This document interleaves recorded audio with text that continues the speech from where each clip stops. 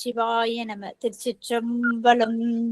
தென்னாடுடைய சிவனே போற்றி, எந்நாட்டவர்க்கும் இறைவா போற்றி, காவாய் கனகத்திரளே போற்றி, கைலை மலையானி போற்றி போற்றி, அருள்மிகு உண்ணாமலை சமேத அண்ணாமலையார் திருவடிகள் போற்றி போற்றி, திருத்தணி முருகப் பெருமான் மலரடிகள் போற்றி போற்றி, அருள்மிகு சிவகாமி அம்பாள் சமேத அருள்ஜோதி நாதனே திருவடிகள் போற்றி போற்றி, அனைத்து அடியார்களுக்கும் திருவடி வணக்கம். குருவாழ்க, குருவே சரணம்.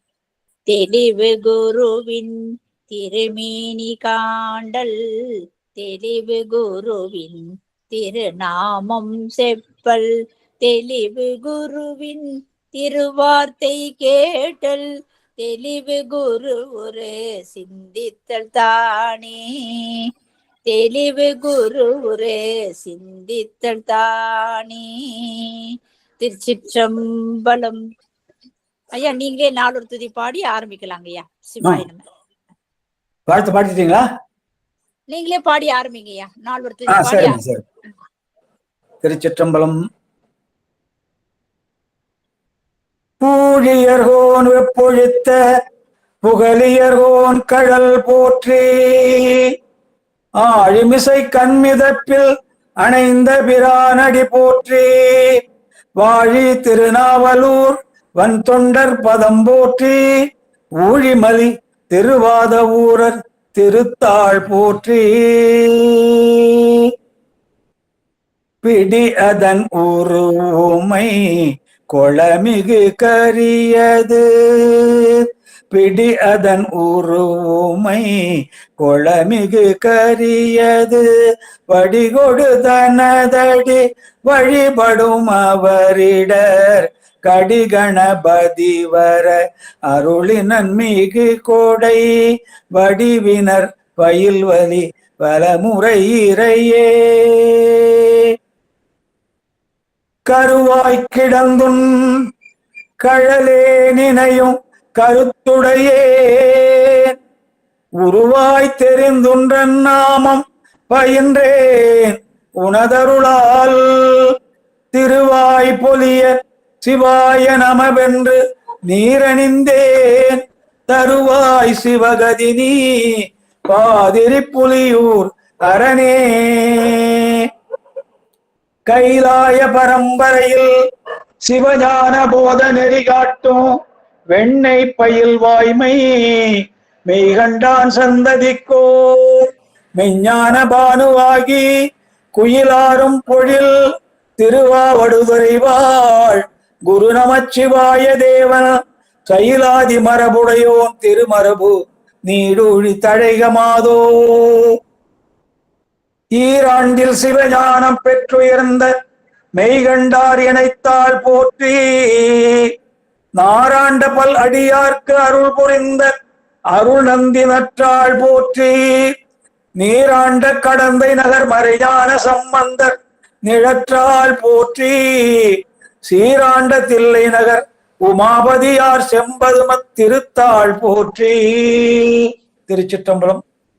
தில்லையிலே எழுந்தருளி அருள் பாலித்து வரும் அருள்மிகு சிவகாமி அம்மை உடனுரை அருள்மிகு நடராஜ பெருமான் திருவடிகளை மனம்மை மொழிகளால் வணங்கி, சித்தாந்த சாத்திரத்திற்கே ஆணிவேராக திகழும் சிவஞான போதத்தை அருளிய அருள் திரு மெய்கண்ட தேவரின் திருவடிகளை மனம்மை மொழிகளால் வணங்கி, திருபாவடுதுறை ஆதீன குரு முதல்வர் அருள் திரு நமச்சிவாய தேசிகரின் திருவடிகளை மனம்மை மொழிகளால் வணங்கி, தற்போது அருளாட்சி செய்து வரும் வணக்கத்திற்குரிய குருமகா சன்னிதானம் அவர்களின் திருவடிகளை மனம்மை மொழிகளால் வணங்கி, அடியனை ஊத்தங்கரை மையத்திலே 3வது தொகுப்பாக சித்தாந்த பேராசிரியராக பணி செய்வதற்கு அருள் கூர்ந்து அனுமதி அளித்துக் கொண்டிருக்கும் வணக்கத்திற்குரிய சித்தாந்த இயக்குனர் ஐயா அவர்களின் திருவடிகளை மனம்மை மொழிகளால் வணங்கி, அடியனை ஆரணி மையத்திலே 2வது தொகுப்பாக திருமுறை எடுப்பதற்கு அருள் கூர்ந்து அனுமதி அளித்த வணக்கத்திற்குரிய திருமுறை இயக்குனர் ஐயா அவர்களின் திருவடிகளை மனம்மை மொழிகளால் வணங்கி, எல்லாவற்றுக்கும் மேலாக அடியனுக்கு இப்படி ஒரு அரிய வாய்ப்பை நல்கிய வணக்கத்திற்குரிய பிரேம அம்மையார் அவர்களுக்கும் அவரை சார்ந்த அடியார் பெருமக்களுக்கும் இந்த நிகழ்விலே பலவிதமான தொண்டுகள் செய்து இந்த நிகழ்வை சிறப்பான முறையிலே நடத்தி கொண்டு வரும் அனைத்து அடியார் பெருமக்களின் திருவடிகளை வணங்கி இப்போது நாம் பசுவிலே தொடர்ந்து சிந்திக்க இருக்கிறோம். பசுவிலே சிந்தனைகளை முடித்துவிட்டு நாம் ஆணவத்தை பற்றி சிந்திக்க இருக்கிறோம். மொத்தம் முப்புறம் உண்மை சொல்லுவாங்க. அதுதான் எல்லா சாத்திரமும் சொல்றது. பதி, பசு, பாசம் என்பதுதான் முப்பொருள். இதை பற்றி தான் அந்த 14 சாத்திரமும் பேசுது. பதி என்றால் இறைவன், பசு என்றால் உயிர்கள். பசு என்றால் சொன்னாலும் பன்மையில தான் வைக்கணும், உயிர்கள்னு வைக்கணும். பாசம் என்றால் ஆணவம், கண்மம், மாயை என்ற 3. இந்த 3ஐ பற்றித்தான் இந்த 14 சாத்திரங்களும் விரிவாக ஒவ்வொரு கோணத்திலே பேசுகின்றன. இப்ப இந்த சித்தாந்த தெளிவியல் என்ற அமைப்பிலே நாம் 14 சாத்திரத்தில் உள்ள அடிப்படை கருத்துக்களை சிந்தித்துக் கொண்டு வருகிறோம்.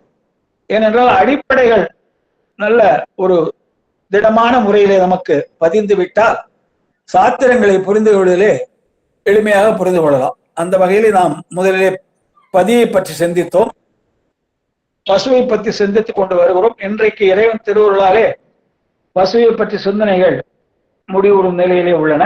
அதை தொடர்ந்து நாம் ஆணவத்தை பற்றி சிந்திக்க இருக்கிறோம். அன்பார்ந்த அடியார் பெருமக்களே, நாம் வாழ்கிற மாயை பிரகிருதி மாயை என்று பெயர். மொத்தம் 3 மாயை உள்ளது. மாயை பொருளால் ஒன்றுதான். மாயை என்பது பொருளால் ஒன்றுதான். அது உயிர் வர்க்கம் 3ஆ இருக்குது. விஞ்ஞானகலர், பிரளயாகலர், சகலர் என்ற 3 வகையான உயிர் வர்க்கம் இருப்பதாலே மாயையும் 3 வகையா பேசுவார்கள். சுத்த மாயை, அசுத்த மாயை, பிரகிருதி மாயை என்று பேசுவார்கள். சுத்த மாயை என்பது விஞ்ஞானகலருக்கு உரியது. அவர்களுக்கு ஆணவ மலம் வாசனை மட்டும்தான் இருக்கும். வாசனை அன்னைக்கே சொன்ன காலி பெருங்காய டப்பாவில வீசுகிற வாசனை சமையலுக்கு பயன்படாது. ஆகவே அவர்களிடம் இருக்க அந்த ஆணவ மல வாசனை எந்த விதத்திலும் அவர்களை தாக்காது. அவர்கள் எடுத்த ஒரு பிறவியிலே முக்தி அடைந்து விடுவார்கள். விஞ்ஞானகலர் என்பவர்கள் மிக மிக மிக பக்குவப்பட்ட தன்மை உடையவர்கள். ஆணவ மல வாசனை மட்டும்தான் இருக்கு. வாசனைன்னா தாக்காது. அவர்கள் எடுத்த ஒரே பிறவிலே முக்தி அடைந்து விடுவார்கள். அவர்கள் வாழ்வது சுத்தமாயை. அவர்களுக்கு 36 தத்துவங்கள் சுத்தமாயிலிருந்து வரும். மொத்தம் நம்ம தத்துவங்கள் 36. அதுல சிவ தத்துவம் 5, வித்யா தத்துவம் 7, ஆன்ம தத்துவம் 24. இந்த 3 தத்துவங்களுமே அவர்களுக்கு சுத்தமாயிலிருந்தே வரும். சுத்தமாயை ஏன் என்று சொல்ல சிவபெருமானால் தொழில்படுத்தப்படுது. மற்ற மாயைகள்லாம் உயிர் வர்க்கமான அனந்த தேவர், ஸ்ரீகண்ட ருத்ரலால் தொழில்படுத்தப்படுகிறது. ஆகவேதான் சிவனாலே செயல்படுத்தப்படுவதாலே அது சுத்தமாயி என்று சொல்லப்படுகிறது. அது விஞ்ஞானகலருக்கு உரியது. அதற்கு அடுத்ததாக அசுத்தமாயி. அசுத்தமாயி என்றால் ஆணவம், கண்மம் என்ற 2 மலங்கள் உடையவர்கள் பிரளயாகலர். அவர்களுக்கு ஆணவம் சிறிதே தாக்கும். முன்னவருக்கு வாசனை அளவு தாக்கவே தாக்காது. ஆனால் இவர்களுக்கு ஆணவம் சிறிதே தாக்கும். இவர்கள் பிரளயாகலர் என்ற ஒரு பெயரை பெறுகிறார்கள். இவர்கள் ஒரு பிரளய கால எல்லையிலே பல பல பிறவிகள் எடுத்து முக்தி அடைவார்கள். ஒரு பிரளயம் என்பது புராணப்படி சொன்னா 4 யுகம் முடிஞ்சு ஒரு பிரளயம் வருன்றாங்க. இன்னும் சிலர் 100 பிரம்மாக்கள் ஆயுள் முடிந்தா ஒரு பிரளயம் வருன்றாங்க. அதெல்லாம் புராணத்திலே உள்ள செய்திகள். ஆகவே ஒரு பிரளயம் என்றால் முற்றழிப்பு. பெருமான் எல்லாவற்றையும் ஒடுக்கி விடுவார். அவர் மட்டும்தான் இருப்பார். எல்லாமே ஜலப்பிரளயம் ஆயிடும் அல்லது வேற ஏதாவது ஒரு வகையிலே உலகமே ஒடுங்கிவிடும். அந்த ஒரு பிரளய கால எல்லையிலே அவர்கள் பல பல பிறவிகளை எடுத்து ஏதோ ஒரு பிறவிலே முக்தி அடைவார்கள். அவர்கள் பிரளயாகலர். அவர்களுக்கு சிவத்தத்துவம் சுத்தமாயை தான். இதுல சிவத்தத்துவம் 3 மாயைக்கும் சிவத்தத்துவம் சுத்தமாயில தான் வரும். சுத்தமாயை, அசுத்தமாயி, பிரகிருதி மாயை என்ற 3 மாயைகள் சொன்னேன். அதுல சிவ தத்துவம் வந்து சுத்த மாயில தான் தோன்றும். அதுதான் இவர்களுக்கும் உதவும். அசுத்த மாயில இருப்பவர்களுக்கும் அதே சிவ தத்துவம் தான் உதவும். அதே மாதிரி பிரகிருதி மாயை, நம்மளாம் பிரகிருதி மாயிலே வசிப்பவர்கள், சகலர் 2 பேர். நமக்கும் சிவ தத்துவம் சுத்த மாயிலிருந்து தான் வரும். பிரளயாகலருக்கு எப்படின்னா சிவ தத்துவம் 5 சுத்த மாயிலிருந்து வரும். வித்யா தத்துவம் 7, ஆன்ம தத்துவம் 24. அவை 2ம் அசுத்த மாயிலிருந்து வரும். ஆகவே விஞ்ஞானங்களுக்கு 1 மாயை தொடர்பு, பிரளயாகலருக்கு 2 மாயை தொடர்பு, சுத்த மாயை, அசுத்த மாயை. விஞ்ஞானங்களுக்கு ஒரே மாயை தான். அதுல 36 தத்துவம் அதுல இருந்தே வந்துடும் அவங்களுக்கு. பிரளயாகலருக்கு சிவத்தத்துவம் சுத்த மாயிலிருந்து வரும், வித்யா தத்துவம் 7, ஆன்ம தத்துவம் 24, 31 அசுத்த மாயிலிருந்து வரும். ஆக இவங்களுக்கு 2 மாயை தொடர்பு உண்டு. அடுத்ததாக நாமெல்லாம் சகல வர்க்கம் என்று சொல்றாங்க. நமக்கு ஆணவம், கண்மம், மாயை 3ம் வன்மையா இருக்கும். இந்த பிரகிருதி மாயைக்கு உள்ள ஒரு குணம் என்னன்னா மயக்கும் குணம் உள்ளது. இந்த பிரகிருதி மாயில உள்ள முக்குணம் என்பது சத்துவம், ராஜசம், தாமசம் என்பது 3 குணங்கள்.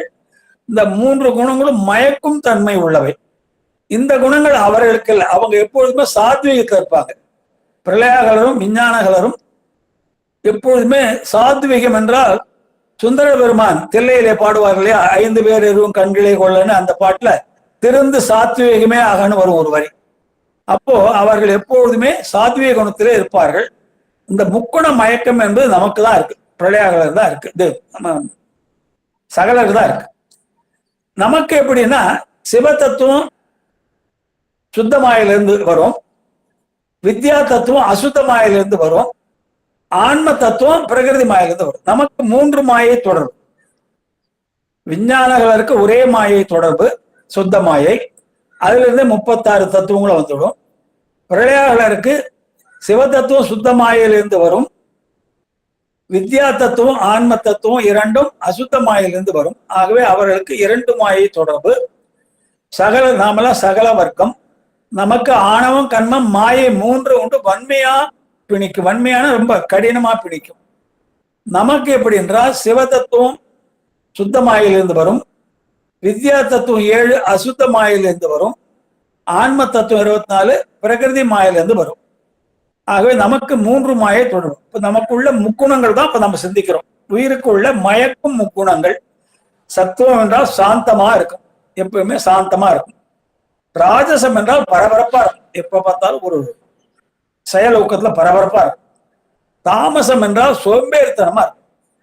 இது 3 தான் அதனுடைய இலக்கணம். சத்துவம் என்றால் சாந்தமாக இருக்கும், அமைதியாக இருக்கும். ராஜசம் என்றால் பரபரப்பு, ஒரு எல்லாத்துலயும் ஒரு அவசரம். தாமசம் என்றால் சோம்பல். இந்த 3 குணங்கள் நமக்குத்தான் இருக்கு, மற்ற இரு வர்க்கத்துக்கும் இவை இல்லை. அவங்க எப்பொழுதுமே சாத்வீக குணத்திலே இருப்பார்கள். இப்ப நமக்கு உடலிலே 6 ஆதாரங்கள் இருக்குன்றாங்க. ஆதாரங்கள் எங்க இருக்குன்னா முதுகுத்தண்டுல இருக்கு. கீழே இருந்து பின்னாலே நமக்கு பின்பக்கத்துல இருந்து முதுகுத்தண்டு தொடங்குது, இடுப்புக்கு மேல இருந்து முதுகுத்தண்டு தொடங்குது, கழுத்துல போய் முடியுது. இதுல 6 ஆதாரங்கள் இருக்கு. இந்த 6 ஆதாரங்கள் தான் நமக்கு எல்லா வகையான செயல்பாட்டுக்கும் உதவுது. ஒவ்வொரு ஆதாரத்துக்கும் ஒரு பேருங்க. மூலாதாரம் என்பது எருவாய்க்கும் கருவாய்க்கும் நடுவிலே உள்ளது. மூலாதாரம் அதான் முதல் ஆதாரம். எருவாய்க்கும் கருவாய்க்கும் நடுவிலே உள்ளது மூலாதாரம். சுவாதிஷ்டானம் என்பது கருவாய்க்கும் நாபிக்கும் தொப்புளுக்கும் இடையிலே உள்ளது. சுவாதிஷ்டானம் என்பது கருவாய்க்கும் தொப்புளுக்கும் இடையிலே உள்ளது. மணிபூரகம் என்றால் நாபி தொப்புள்ளே உள்ளது. வயிறுன்னு பேர். மணிபூரம்னா வயிறுன்னு சொல்லுவாங்க. ஆகவே இந்த வயிறுன்னு வச்சுக்கலாம், அது தொப்புள் என்று வைத்துக் கொள்ளலாம். மணிபூரகம்.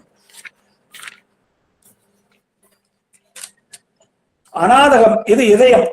இந்த இது இருக்கிறது இதயம். விசுத்தி இது கண்டம், கழுத்துல இருக்கும். ஆக்ஞை என்பது புருவ நடு. இதுக்கு மேல சில ஆதாரம் சொல்றாங்க. தலை உச்சி சகசர தளம்னுவாங்க. தலை உச்சிக்கு மேல 12 அங்குலம் துவாதசாந்தம்னுவாங்க. அதுக்கு மேல கைலாயன்வாங்க, பிரம்மரந்திரன்வாங்க. அது 6 ஆதாரங்கள் நம்ம உடல்ல இருக்கு. இவைதான் நம்முடைய அனைத்து செயல்பாட்டுக்கும் ஆதாரமா இருக்கிறதுனால தான் ஆதாரங்கள்னா அடிப்படையாக இருப்பவைகள். நம்முடைய செயல்பாட்டுக்கு அனைத்துக்கும் இவைதான் அடிப்படையா இருக்கின்றன. இது ஒவ்வொரு ஆதாரத்துக்கும் ஒரு எழுத்த சொல்றாங்க. மூலாதாரத்துக்கு ஓம், மூலாதாரத்துக்கு ஓம் என்ற எழுத்து. சுவாதிஷ்டானத்துக்கு நகாரம், நானா. அப்படி எழுதினா வந்தீங்கன்னா நமசிவாய வரும்.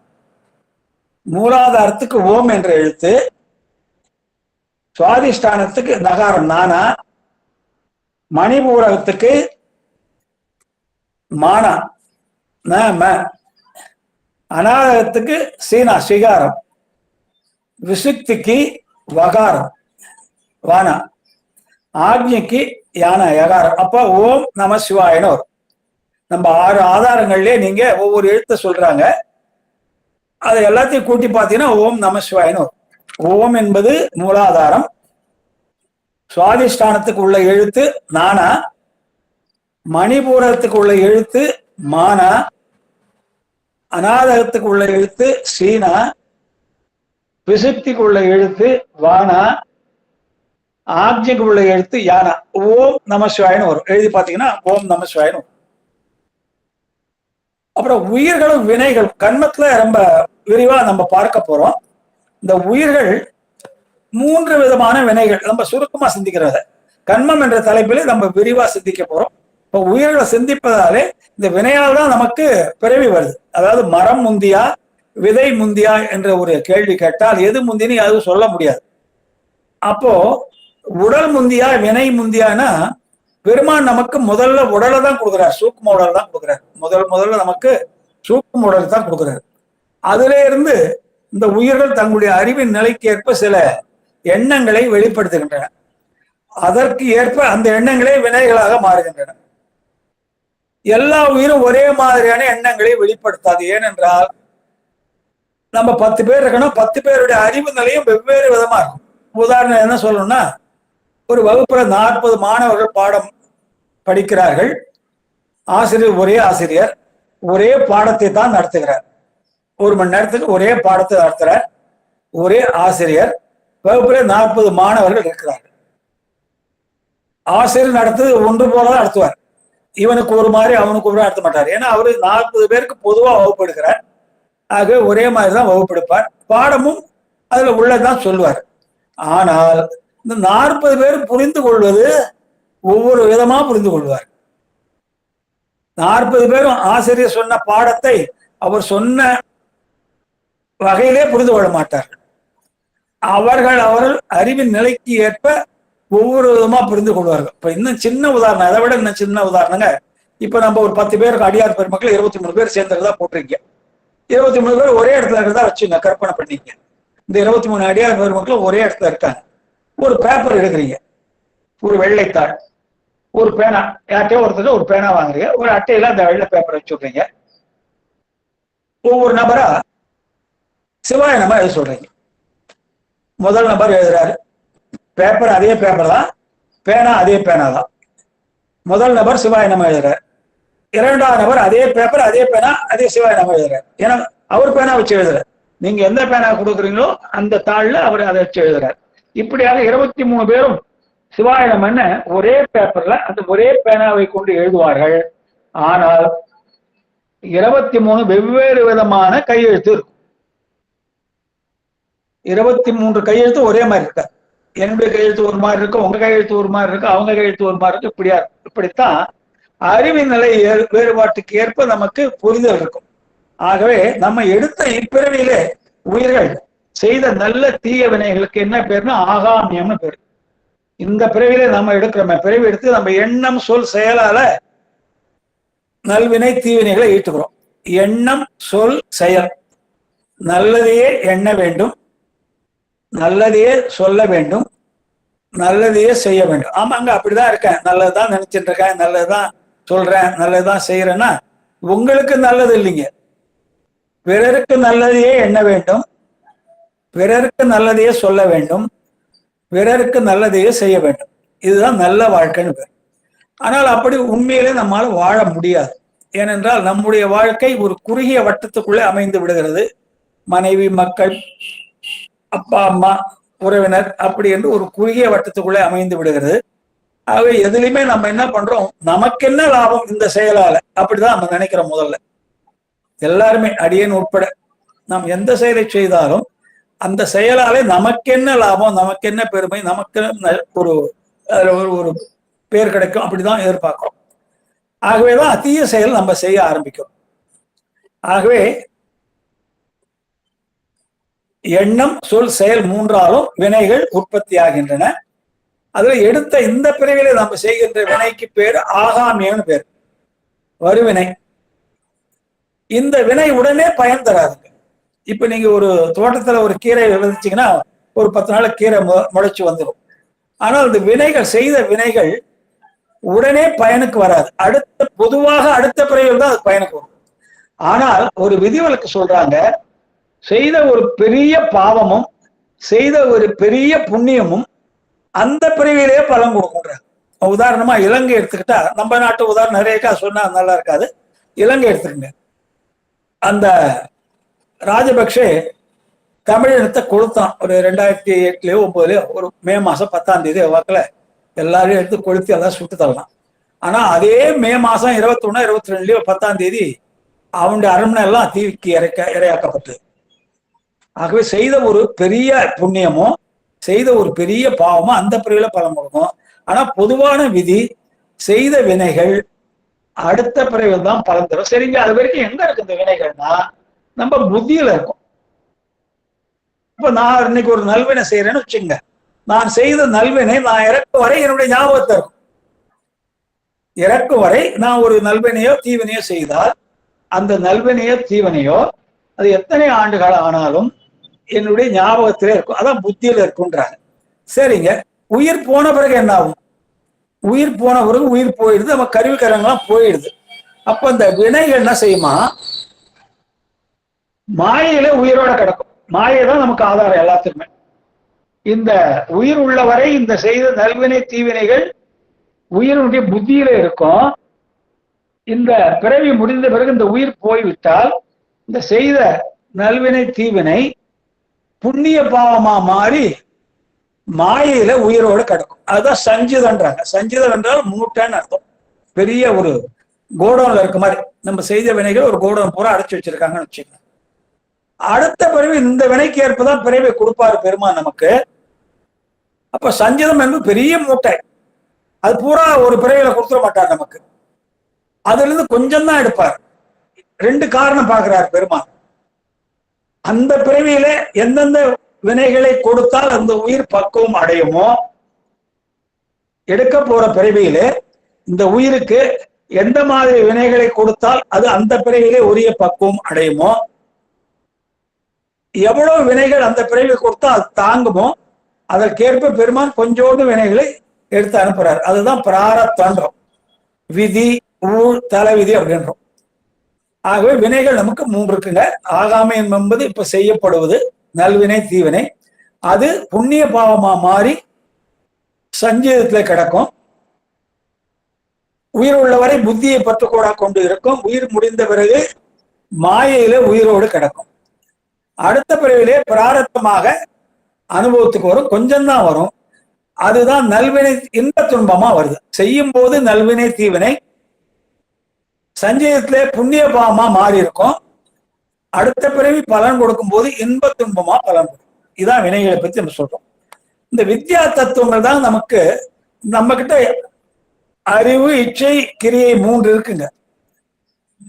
அதாவது அறிவு என்பது ஞானம், இச்சை என்றால் விருப்பம், கிரியை என்றால் செயல். இந்த 3 இருந்தால்தான் நான் இப்ப இங்க சொற்பொழிவு பண்ண முடியும். அதாவது நாம இன்றைக்கு ஒரு 10 மணி வாக்கிலே நாம் இந்த வகுப்பு எடுக்க வேண்டும் என்ற நமக்கு ஒரு அமைப்புல அந்த பொறுப்பை கொடுத்திருக்கிறார்கள். நாம் கட்டாயம் அதை எடுத்து ஆக வேண்டும் என்பதற்காக நான் இரவெல்லாம் தயார் பண்ண கரெக்டா 9:45 நான் இங்க வந்து உட்கார்ந்து விட்டேன். அப்ப விருப்பம் இருக்கு. அந்த எந்த செயலிலும் நமக்கு செய்வதற்கு விருப்பம் வேண்டும். விருப்பம் இல்லைன்னா அந்த செயல் நடக்காது. சரி, பரவாயில்ல, எல்லாம் நமக்கு தெரிஞ்சவங்க தானே, இன்னைக்கு நம்ம எடுக்க முடியல, நீங்க ஏதாவது கலந்துரையாடல் பண்ணிடுங்கம்மா, நான் அடுத்த வாரம் எடுக்கிறேன்னா அப்படின்ற எண்ணம் தான் எனக்கு விருப்பம் இருக்காது. ஆகவே எந்த ஒரு செயலை செய்வதற்கும் நமக்கு விருப்பம், இச்சை வேண்டும்.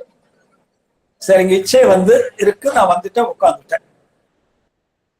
நாம் எதை பற்றி பேச போகிறோமோ அதை பற்றி கொஞ்சமாவது நமக்கு தெளிவு வேண்டும், அறிவு வேண்டும், ஞானம் வேண்டும். சித்தாந்தம் என்றால் கடலுங்க சித்தாந்தம். நான் அடியேன்னு இருக்கிறதுல ஜூனியர் பேராசிரியர். நான் இப்ப 3ஆவது வகுப்படுகிறேன். இப்போ நெடுமாறன் ஐயா போன்றவர்கள், லிங்க வாசகம்லாம் என்னுடைய குருநாதர் லிங்க வாசகம், அவர்லாம் பார்த்தீங்கன்னா 7 தொகுப்பு 8 தொகுப்பு எடுத்தவங்க. அப்போ என்னுடைய அறிவுக்கும் அவங்க அறிவுக்கும் எங்கேயோ இருக்கும் வித்தியாசம். ஏனென்றால் அவங்க தொடர்ந்து 8 தொகுப்பு 9 தொகுப்பு எடுத்து 10-15 ஆண்டுகளாக இதை எடுத்து வர்றாங்க. ஆகவே லிங்கவாசக ஐயா தான் அடியேன் குருநாதர். நெடுமாறன் ஐயாவும் அடிக்கடி சந்தேகம் கேட்பேன். இருந்தாலும் லிங்க வாசக ஐயா ரொம்ப ரொம்ப ஆத்ம நண்பர் மாதிரி. வயதிலே நான் சீனியர், அவர் அறிவில சீனியர். அப்போ அந்த ஞானம் வேண்டும். எந்த ஒரு செயலை செய்வதற்கு நமக்கு விருப்பம் வேண்டும், அதற்குரிய ஞானம் வேண்டும். நம்ம சித்தாந்தம் பேசுறேன், இங்க வந்துட்டு நம்ம சொந்தக்கார கதையெல்லாம் பேசணும்னா அது சரி. நம்ம எதை பற்றி பேச வேண்டும் என்று நமக்கு பணித்திருக்கிறார்களோ அதை பற்றிய கொஞ்சம் அறிவு கொஞ்சமா இருக்கும். சரிங்க, இச்சையும் இருக்கு, ஞானமும் இருக்கு. ஆனால் இந்த 1 மணி நேரம் ஒரு இருமல் இல்லாத, சளி இல்லாம, ஒரு கரகரப்பு இல்லாத, தொண்டையில இருந்த ஒரு பிசிறு இல்லாம, ஒரே ஒரு ஹை பிட்ச்ல பேச வேண்டும் என்றால் சக்தி வேணும் உடம்பு. எனக்கு விருப்பம் இருந்து அறிவு இருந்து என்னால 1 மணி நேரம் பேச முடியல, அதுக்குள்ள நான் வாடி இரும ஆரம்பிச்சுட்டேன்னா என்ன ஆகும்? எதுவுமே எடுபடாது. ஆகவேதான் இந்த வித்யா தத்துவம் பாருங்க, அது முதல் தத்துவம் மாயைன்னு சொல்றாங்க. மாயைன்னா அசுத்த மாயில ஒரு பகுதி மற்ற தத்துவங்கள் தோன்றுவதற்காக பதப்படுத்தப்பட்ட ஒரு பகுதி. மாயை என்பது மற்ற தத்துவங்கள் தோன்றுவதற்காக அசுத்த மாயில இருந்து பதப்படுத்தப்பட்ட ஒரு பகுதி. அதுல என்ன செய்யறாங்க பெருமான்? நம்முடைய இச்சை, ஞானம், கிரியை 3ஐயும் சேர்த்து வச்சிருக்காரு. நம்முடைய இச்சை, ஞானம், கிரியை. இச்சை என்றால் விருப்பம், ஞானம் என்றால் அறிவு, கிரியை என்றால் செயல். இத 3ஐயும் அந்த மாயையில கலந்து வச்சிருக்காரு பெருமான். அதுல பிரிக்க முடியல, இந்த 3 கலந்து இருக்கு. இந்த வித்யா தத்துவத்துல மாயை, காலம், நியதி, கலை, வித்தை, அராகம், இந்த 6 வந்தா பொருளன் வந்துடும். 7 தத்துவங்க. இதுல கலை என்றது 4வது தத்துவம். மாயை, காலம், நியதி, கலை என்றது 4வது தத்துவம். இந்த கலை என்ன செய்யும்? இது மாயையில விரிவா சிந்திக்கிறோம், இருந்தாலும் ஒரு அவுட்லைன் மாதிரி கொடுத்துறேன். இந்த கலை என்ன செய்யும்? இந்த மாயையில நம்ம இச்சை, ஞானம், கிரியை 3 இருந்து சேர்ந்திருந்து பாருங்க, அதுல ஆணவ மலத்தை சேர்ந்து வரைக்கும் நம்ம கிரியா சக்தி எழுப்போம். கிரியா சக்தினா உடம்புல இருக்க சக்தி எழுப்போம். அதே மாதிரி ஞானத்தை எழுப்பாம, இச்சை எழுப்பாம கிரியா எழுப்புறாருன்னா, நான் முதல்ல சொன்ன மாதிரிதான், விருப்பம் இருக்குது, அறிவு இருக்குது, ஆனால் எனக்கு பேசுவதற்கு உடம்புல தெம்பு இல்லை. அப்போ இச்சை இருந்தாலும் புண்ணியம் இல்லை, அறிவு இருந்தாலும் புண்ணியம் இல்லை, உடலிலே தெம்பு இருக்க வேண்டும். அதனால்தான் இந்த கலை என்பது நம்முடைய மாயையிலே உள்ள கிரியா சக்தியை, செயல் ஊக்கத்தை எழுப்புகிறது. அதுக்கடுத்து வித்தை இருக்கு பாருங்க, அது ஞான சக்தி எழுப்புது. வித்யா தத்துவத்தில் உள்ள வித்தை ஞான சக்தி எழுப்புது. வித்யா தத்துவம் உள்ள அராகம் அது நம்முடைய இச்சா சக்தி எழுப்புது. இப்ப 3 சக்திகளை எழுப்பப்பட்டு விட்டன. ஆன்மா இது 3ஐயும் ஒன்னா கலந்தது, பிரிக்க முடியல. எது விருப்பம், எது செயல், எது ஞானம்னு புரியல. இது 3ஐயும் ஒவ்வொரு தத்துவம் எழுப்பிடுது. கலை என்பது கிரியா சக்தி எழுப்பிட்டது, வித்தை என்பது ஞான சக்தி எழுப்பிவிட்டது, அராகம் என்பது இச்சை எழுப்பிவிட்டது. இப்போ இது 3 எழுப்பினால்தான் ஆன்மா செயல்பட தயாராகும்.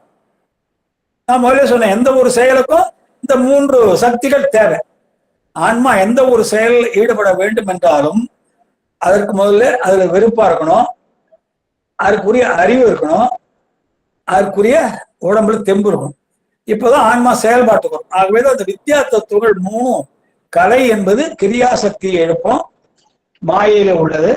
அதே மாதிரி வித்தை என்பது ஞான சக்தியை எழுப்போம், அராகம் என்பது இச்சா சக்தியை எழுப்போம். ஆகவே வித்யா தத்துவங்களா நமக்கு செயல்பாட்டுக்கு ஊக்கத்தை தருகின்றன. இந்த 3 பொருள் இருக்குன்னு சொன்னேன், பதி, பசு, பாசம். இந்த 3ல உயிர் தான் எப்போதும் அனுபவிக்க எல்லாத்தையும். ஏனென்றால் பதி என்பவர் பேரறிவு ஸ்வரூபம், எல்லாவற்றையும் அவருக்கு இல்லாத எதுவுமே இல்லை, சச்சிதானந்த ஸ்வரூபி. அவர் புதிதாக அறிந்து கொள்ள வேண்டியதோ அனுபவிக்க வேண்டியதோ எதுவுமே இல்லை, அவருக்கு எந்த தேவையும் இல்லை. அவர் நமக்கு இன்பத்தை கொடுப்பவர். ஆகவே அவருக்கு இந்த உலக இன்பம் எதுவுமே அவருக்கு தேவையில்லை. பாசங்கள், ஆணவம், கண்மம், மாய 3 சடம், அறிவில்லாது, அது எதையும் அனுபவிக்காது. பதி என்பவர் அவருக்கு நம்மை போல அறிவு இச்சை ஞானம் உண்டு. இன்னொரு முக்கியமான செய்திங்க, பதிக்கும் நம்மை போல அறிவு இச்சை ஞானம் உண்டு. ஆனால் அவர் திருவிடைய இச்சா சக்தி, கிரியா சக்தியா தான், இந்த ஞான சக்தி கிரியா சக்தியை தான் குறிப்பிடுவார்கள். பதிக்கும் இறைவனுக்கு நம்மை போல இச்சை, ஞானம், கிரியை என்ற 3 சக்திகள் உண்டு. ஆனால் இறைவன் திருவடியை நாம ஞான சக்தி, கிரியா சக்தியா தான் குறிப்பிடுவோம். வலது திருவடியை ஞான சக்தியாகவும், இடது திருவடியை கிரியா சக்தி. அது ஏங்க இடது திருவடியை கிரியா சக்தியா குறிப்பிடுறோம்னா, கிரியாசக்தி என்பது அம்பாளை குறிப்பது. சக்தி, இறைவன் சக்தியை தான் நம்ம அம்பாளா வழிபடுகிறோம். ஆகவே ஞான சக்தி என்பது இறைவன் வலது திருவடி, கிரியாசக்தி என்பது இறைவனின் இடது திருவடி. ஆனா அவருக்கு 3 சக்திகள் இருக்கு நம்மை போல. இச்சை, ஞானம், கிரியை 3 இருக்கு. ஆனா திருவடியா சொல்லும் பொழுது நாம ஞானத்தையும் கிரியை தான் சொல்றோம். இச்சை ஏன் சொல்வது இல்லை என்றால், இச்சை எப்போதும் ஒரே மாதிரிதான் இருக்கும். இறைவனுடைய இச்சை என்னன்னா, இந்த உயிர்கள் எல்லாம் தொடர்ந்து பல பிறவிகளை எடுத்து ஒவ்வொரு பிறவியிலும் கொஞ்சம் கொஞ்சமாக பக்குவப்பட்டு பின் ஏதோ ஒரு பிறவியிலே இறைவனுக்கு அடைந்து அதன் பயனாக மல பரிபாகம் அடைந்து சத்திதிபாத நிலைக்கு தகுதியாகி தன்னை அடைய வேண்டும் என்பதுதான் விருப்பம் அவருக்கு. அவருக்கு வேற எதுவும் விருப்பம் இல்லை. இன்னொன்னு சொல்லுவாங்க, கடவுளால் முடியாத செயல் ஒண்ணு. இறைவன் எல்லாம் வல்லவன், எல்லாம் செய்யக்கூடியவன். ஆனா கடவுளால் முடியாத செயல் ஒண்ணு இருக்கு. அது என்னன்னா, அவரு கெடுதலே செய்ய மாட்டார், உயிர்களுக்கு கெடுதலே செய்ய மாட்டார் இறைவன். அவருடைய எண்ணம் பூரா இந்த உயிர்கள் கொஞ்சம் கொஞ்சம் கேவலத்துல இருக்குது, கேவலத்திலிருந்து சகலத்துக்கு கொண்டு வருகிறார். சகலத்துக்கு வந்தது நமக்கு கருவி கரணங்களை கொடுக்கிறார், ஒவ்வொரு பிறவியை கொடுக்கிறார்.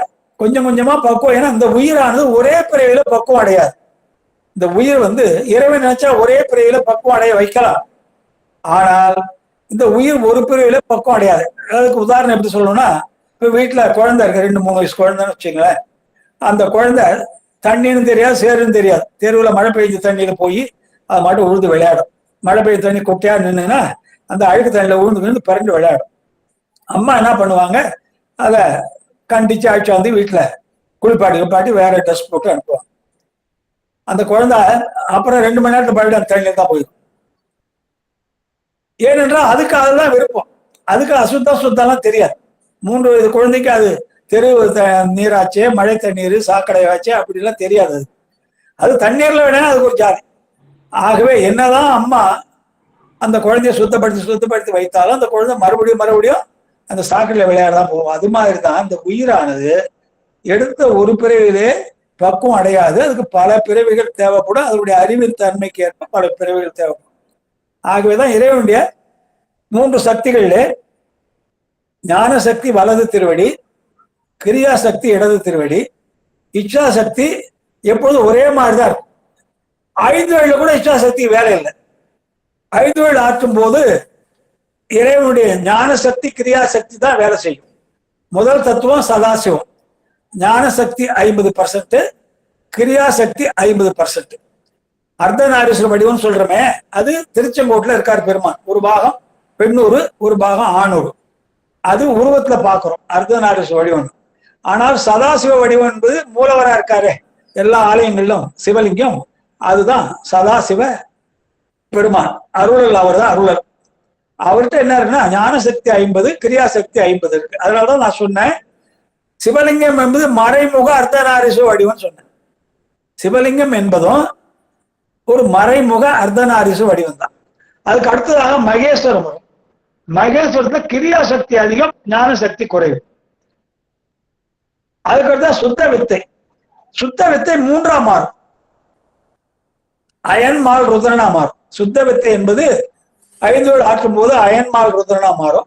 இதுல ஞானம் அதிகம், கிரியை குறைவு. ஆகவே 5 வயதுல பாத்தீங்கன்னா சதாசிவம் அருளல், அதுல ஞானம் 50, கிரியை 50. மகேஸ்வரம் ஞானம் 30, கிரியை 70. சுத்த வித்தை அதுதான் அயன்மால் ருத்ரனா மாறும். இதுல ஞானம் 70, கிரியை 30. இந்த 5 வயதுலயும் பாத்தீங்கன்னா இச்சா சக்தி தொழிற்படாது. ஏனென்றால் அதனுடைய எண்ணம் எல்லாம் ஒரே எண்ணம்.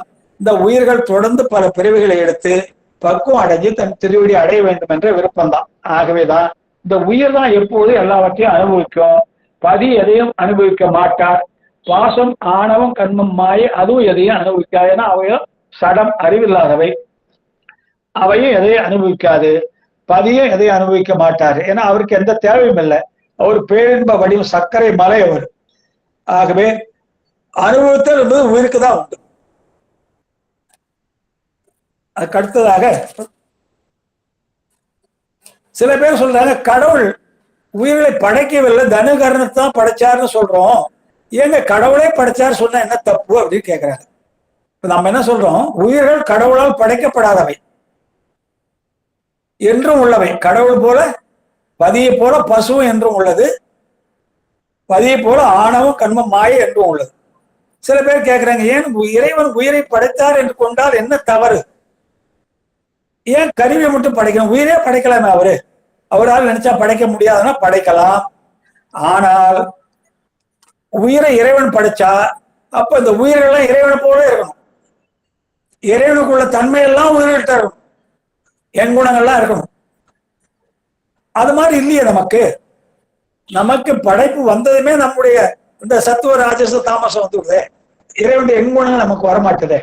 ஆகவே இறைவனால உயிர்கள் படைக்கப்படவில்லை. அப்படி கொண்டால் என்ன தவறு என்றால், இறைவனால உயிர்கள் படைக்கப்படும் என்று கொண்டால் பிறகு இறைவனுடைய தன்மையெல்லாம் உயிரிட்டே இருக்கணும். அது இல்லை. ஆகவேதான் உயிர்கள் இறைவனால் படைக்கப்படாத சொல்றோம். உயிரின் நிலை என்னன்னா, அது வந்துங்க அறிவுடை பொருள் தான். சிற்றறிவு நமக்கு இருக்கிறது சிற்றறிவு, இறைவனுக்கு இருக்கிறது பேரறிவு. இறைவனுக்கு ஒரு 3 இலக்கணம் சொல்லுவாங்க: சத்து, சித்து, ஆனந்தம். சத்து என்றால் என்றும் நிலைமாறாக இருப்பவர், ஒரே தன்மையாக இருப்பவர். சத்து என்றால் என்றும் நிலை மாறாமல் ஒரே தன்மையாக இருப்பவர். சித்து என்றால் பேரறிவு உள்ளவர், பேரறிவு. ஆனந்தம் என்றால் பேரின்ப நிலை. அவர் தான், இறைவனுக்கு தான் அந்த 3 உள்ளது, நமக்கெல்லாம் கிடையாது. நம்முடைய அறிவு சிற்றறிவு, நம்ம சத்துன்னு சொல்ல முடியாது, நம்ம நிலைமாற்றம் அடையக்கூடியது. ஆகவேதான் நமக்குள்ள சிற்றறிவு. நம்ம அறிவிக்க தான் அறியும். எதா இருந்தாலும் நமக்கு யாராவது அறிவிக்க வேண்டும். நாம எதையும் அறிய மாட்டோம், நமக்கு யாராவது ஒருத்தர் அறிவிக்க வேண்டும். இறைவனோ கருவிகளோ எப்படியோ அறிவித்தால்தான் நம்ம அறிவிக்க முடியும்.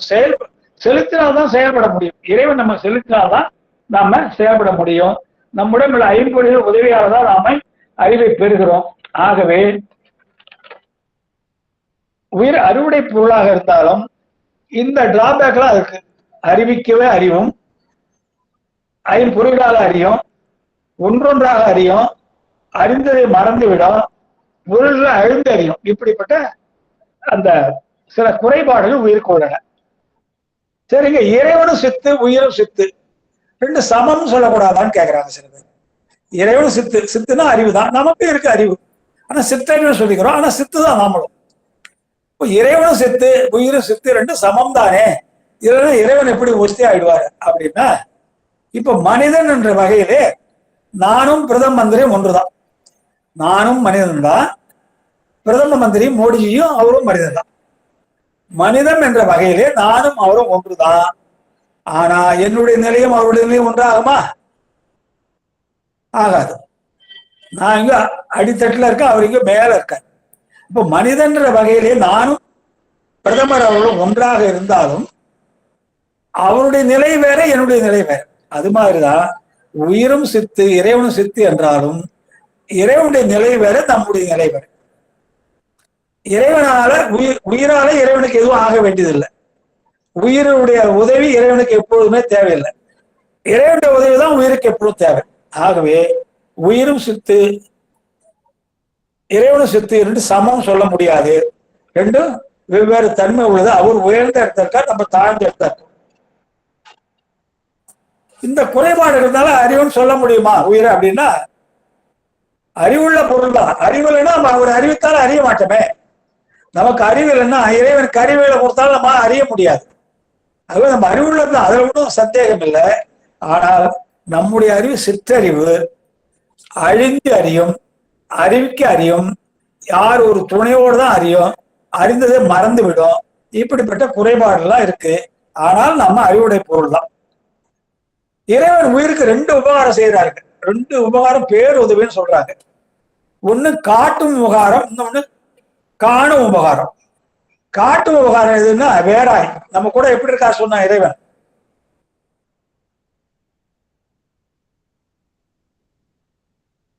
ஒன்றாய் வேறாய் உடனாய் இருக்கார். இறைவன் நம்ம கூட எப்படி இருக்காரு? ஒன்றாய் வேறாய் உடனாய். ஒன்றாய் இருக்கிறது எதுக்கு? நம்ம இருப்புக்கு. அவர் நம்ம கூட இருந்தாதான் நம்ம இருக்கவே முடியும். அவருடைய உதவி இல்லாமல் நம்ம உலகத்துல இருக்க முடியாது. வேறாய்னா கருவிகள் மூலமா நமக்கு அறிவிக்கிறார். இந்த தனு கரண போன போகங்கள் இல்லைன்னா நமக்கு எதையுமே அறிய முடியாது. ஆகவே வேறாய் இருந்து கருவிகளை கொடுத்து நமக்கு அறிவிக்கிறார். உடனா இருந்து நம்முடைய நாம் செய்யறதெல்லாம் அவரும் செய்யறார். இப்ப நான் சொற்பொழி பண்ணுகிறேன் என்றால் இறைவனை என் கூட இந்த செயலை செய்து கொண்டிருக்கிறார். அவர் என்னை செலுத்துகிறார். இந்த சொற்பொழி செய் என்று என்னை அவர் செலுத்துவதால் தான் நான் இதை செய்கிறேன். அவர் செலுத்தவில்லை என்றால் நான் இந்த சொற்பொழி செய்ய முடியாது. அதுதான் உதாரணம் சொல்லியிருக்கேன் உங்களுக்கு. நான் ஒரு ரோட்ல நிக்கிறேன். இந்த பக்கம் 2 பக்கம் பெரிய மதில் இருக்கு, நடுவில் ரோடு. நான் ஒரு பக்கம் ரோடு ஓரத்துல நிக்கிறேன். ஒரு ஊருக்கு சொற்பொழி போயிருக்கேன். அந்தாண்ட பக்கம் ரோடுக்கு அந்த பக்கம் ஒரு அன்பர் இருந்து எனக்கு கையை காட்டுறாரு. ஆனா அவர் நிக்கிற இடத்துக்கு மேல ஒரு பெருஞ்சுவர் இருக்கு. அதுல ஏதோ ஒரு கும்பாபிஷேக போஸ்ட் விட்டுருக்கு. நான் ரோடுக்கு இடது பக்கம் இருக்கேன். வலது பக்கம் இருக்க சோத்துல ஒரு பெரிய கும்பாபிஷேக போஸ்ட் விட்டுருக்கு மேல. அதை நான் பார்த்து கொண்டிருக்கிறேன். அந்த போஸ்ட் கீழே எனக்கு தெரிஞ்ச நண்பர் நின்று என்ன கையாட்டுறாரு. இப்படி இப்படி ஆட்டுறாரு. ஊத்தங்கரையில 4-3 ரோட்ல நிக்கிறேன்னு வச்சுங்களேன். நான் அவருக்கு நேரமா நிக்கிறேன். நானு அவர் கையாட்டுறதா எல்லாம் தெரியுது, எனக்கு தெரியுது. ஆனாலும் என் கண்கள் அவரை பார்க்கல, போஸ்டரை பார்க்குது. ஊத்தங்கரை வகுப்பு போனா அவர் சொல்ற, என்னங்க ஐயா உங்களை டீ சாப்பிடலாம் கூப்பிடலாம் நினைச்சேன், ரோட்ல என்ன கையாட்டினே இருந்தா நீங்க பார்க்கவே இல்லை, என்ன எனக்கு எதுக்காக நீங்க பார்க்கவே இல்லைன்ற. அடாடா நான் உங்களை பார்க்கலைங்களே, நீங்க என்ன நினைச்சு கேட்டா நான் அந்த போஸ்ட் கும்பாபிஷேக போட்டுல அதுக்கேதான் நின்னேன்னு. ஐயா நான் அந்த கும்பாபிஷேக போஸ்ட்ல பார்த்திருந்தேன் ஐயா, நான் உங்களை கவனிக்கலையே அப்படின்னு. அப்போ இந்த உயிர் கருவிகளை செலுத்தணும். இந்த உயிரானது கண்ணை, உனக்கு தெரிஞ்சவர் அங்க நிக்கிறாரு அவரை பார் என்று உயிர் கண்ணை செலுத்த வேண்டும். ஆனா இந்த உயிர் என்ன செய்யுது? கண்ணை அங்க கும்பாபிஷேக போஸ்ட் விட்டுருக்கு, அதை பாருன்னு செலுத்தி கொண்டிருக்கு. இந்த உயிரானது, என்னுடைய உயிரானது என்னுடைய கண்ணை அங்க கும்பாபிஷேக போஸ்ட் விட்டுருக்கு, அதை பாரு என்று செலுத்தி கொண்டிருக்கிறது. ஆனா கீழே தான் நிற்கிறார், அந்த கும்பாபிஷேக போஸ்ட் கீழே தான் அவர் நிற்கிறாரு. ஆனா என் கண்ணை அவரை பார்க்க சொல்லி, என் உயிரானது என் கண்ணை அவரை பார்க்க சொல்லி செலுத்தவில்லை. அப்ப நம்ம என்ன சொல்றோம்? ஐயா நான் கவனிக்கலைங்க, வேற கவனத்துல இருந்துட்டோம். அப்போ நாம் எந்த அனுபவத்தை பெற வேண்டும் என்றாலும் இறைவன் நம்மோடு இருக்க வேண்டும். உயிர் கருவிகளை செலுத்துது, இறைவன் உயிரை செலுத்துகிறார். நம்முடைய உயிரானது நம்ம கிட்ட இருக்க கருவிகளை செலுத்து. கண்ணு தானா எதையும் பார்க்காது. கண்ணா நான் இந்த பொருளை பார்க்க வேண்டும் என்று கண் தானா பார்க்காது. உயிர் செலுத்தணும் கண்ணை. அங்க ஒரு பொருள் இருக்கு பார், கும்பாபிஷேக போஸ்ட் இருக்கு, அது தெரிஞ்சவர் நிக்கிறாரு, அதை பார் என்று உயிரானது கண்ணை செலுத்த வேண்டும். அப்பதான் கண் எந்த பொருளையும் காணும். அது மாதிரி உயிர் கண்ணை செலுத்துகிறது, அது மாதிரி உயிரை இறைவன் செலுத்துகிறார். அதுதான் உடனா இருக்கிறது அர்த்தம். வேறா இருக்கிறது காட்டும் உபகாரம். அறிவிக்கிறார், கருவிகள் மூலமா நமக்கு அறிவிக்கிறார், நம்ம அறிவை மேம்படுத்துகிறார். நம்ம கிட்ட கருவிகளை கொடுத்து அந்த கருவிகள் மூலமா நமக்கு நம்முடைய அறிவை மேம்படுத்துகிறார். காணும் உபகாரம் என்பது நாம் எந்த செயலை செய்தாலும் நம்ம கூட அவர் நம்ம செலுத்திக் கொண்டு வருகிறார். அதனாலதான் 3 விதமா சொன்னாங்க. ஒன்றாய் இருக்கிறது இருப்புக்கு, வேறாய் இருக்கிறது நாம் அறிவு பெற, உடனாய் இருக்கிறது நாம் அனுபவிக்க. நம்மோடு இறைவன் ஒன்றாய் இருப்பது நாம் நம்முடைய இருப்புக்கு, எக்ஸிஸ்டன்ஸ். நம்மோடு இறைவன் வேறாய் இருப்பது நாம் அறிவு பெற, அறிவிக்க. நம்மோடு இறைவன் உடனாய் இருப்பது நாம் அனுபவிக்க.